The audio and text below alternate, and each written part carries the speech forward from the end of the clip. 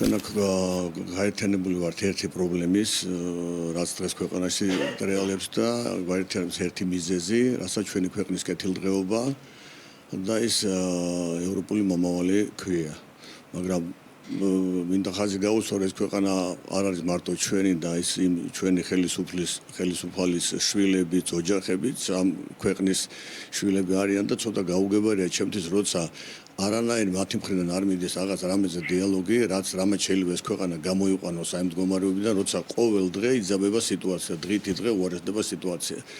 და შედეგი აგერ სპეციალისტებისგან მოვისმენთ, რა შეიძლება იყოს ძალიან ცუდად ხვდება ყურს, რომ ეს იქნება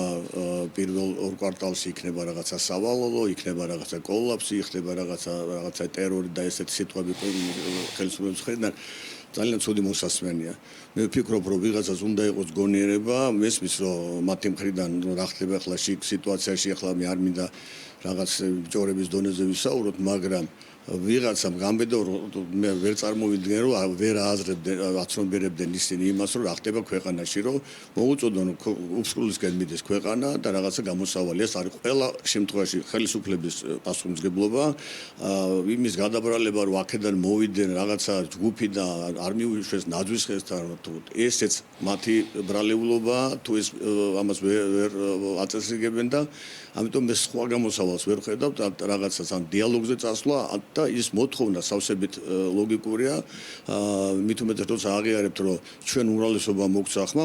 ბატონო ითხოვს ეს ხალხი და ხელახალ არჩევნებს და ახალგაზრდების